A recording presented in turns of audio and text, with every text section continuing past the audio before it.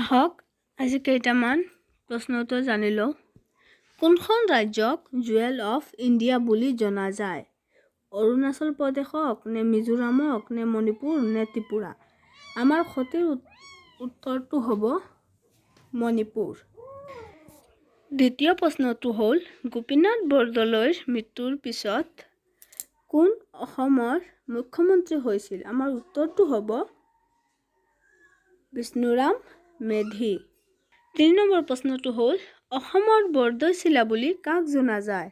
আমাৰ উত্তৰটো হ'ব প্ৰাক মৌচুমী ঋতুক। 4 নম্বৰ প্ৰশ্নটো হ'ল শংকৰদেৱে এটা ৰাতিত লিখা কিতাপখন হৈছে গুণমালা। 5 নম্বৰ প্ৰশ্নটো হ'ল নৰ্থ কাছাৰ হিল কিহৰ বাবে জনাজাত? আমাৰ উত্তৰটো হ'ব চূণশিল। অসমৰ ৰাজধানী চহৰখন কোন বছৰত দিছপুৰ গুৱাহাটীত স্থাপন কৰা হয়? আমাৰ উত্তৰটো হ'ব 1973 চনত। কোন ঠাইক উত্তৰ-পূব ব্যৱসায়িক কাৰ্যকলাপৰ নাভি কেন্দ্ৰ বুলি কোৱা হয়? আমাৰ উত্তৰটো হ'ব গুৱাহাটী।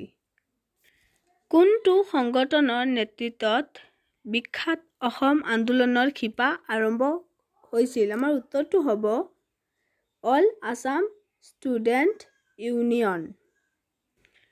কোনটো পাৱাৰ ষ্টেচন APGTGCL ৰ দ্বাৰা প্ৰচলিত হয়? আমাৰ উত্তৰটো হ'ব ওপৰৰ 1 আৰু 2 নামৰূপ তাপ বিদ্যুৎ কেন্দ্ৰ আৰু লাকুৱা তাপ বিদ্যুৎ কেন্দ্ৰ। কাছাৰী মুদ্ৰাৰ সচৰাচৰ আকৃতি কেনেকুৱা আছিল? আমাৰ উত্তৰটো হ'ব গোলাকাৰ।